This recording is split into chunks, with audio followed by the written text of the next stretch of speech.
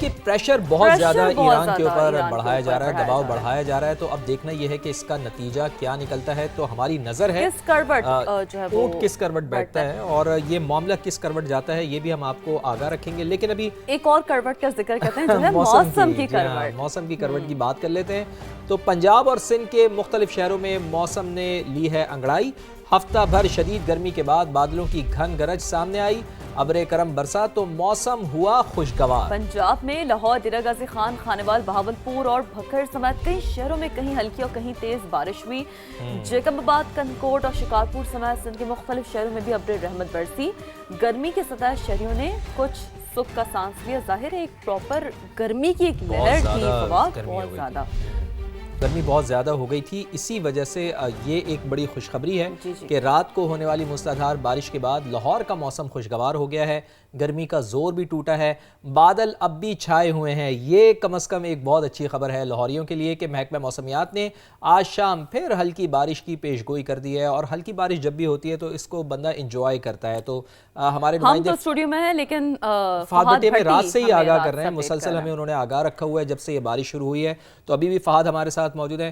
فہد بتائیے کہ محکمہ موسمیات کا کیا بتانا ہے، شام میں بھی ہلکی بارش ہوگی اور یقیناً اس ہلکی بارش سے موسم تو خوشگوار ہوگا، اور آئندہ آنے والے ایک دو روز کے بارے میں کیا پریڈکشن ہے؟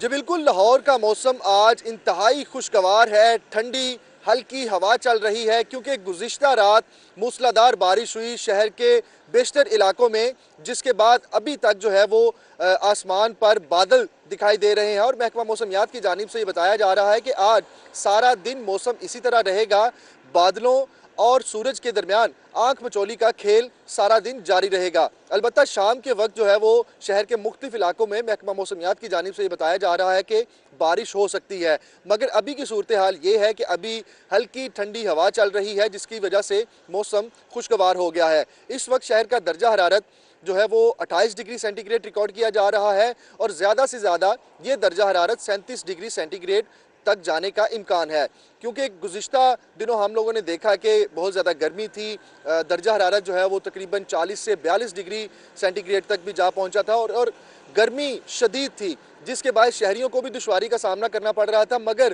گزشتہ رات جو بارش ہوئی ہے اس کے بعد سے موسم جو ہے وہ خوشگوار ہو گیا ہے۔ ٹھیک ہے، تو لاہور میں تو موسم خوشگوار ہے، لیکن آپ کے شہر کراچی میں معاملہ کچھ الٹا ہے۔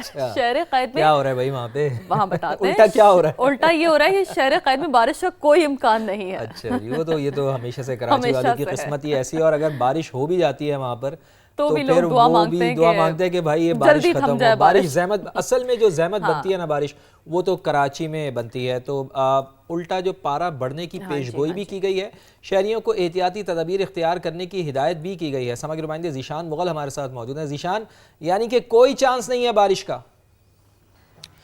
جی بالکل، لاہور میں تو بارش کے بعد موسم خوشگوار ہو گیا ہے، لیکن کراچی کا جو موسم ہے بالکل اس کے برعکس دکھائی دے رہا ہے۔ کراچی شہر میں صبح سویرے جو ہے سورج نکل گیا ہے، بالکل آب و تاب میں ہے، اور اس وقت شہر میں جو ہے گرم ہوائیں بھی چل رہی ہیں۔ محکمہ موسمیات کے مطابق آج سے شہر قائد میں 4 سے 6 ڈگری سینٹی گریڈ جو درجہ حرارت ہے اس میں شدت واقع ہوگی، اور اس کے ساتھ ساتھ اگر درجہ حرارت کی بات کی جائے تو اس وقت کا جو موجودہ درجہ حرارت ہے وہ 29 ڈگری سینٹی گریڈ ہے۔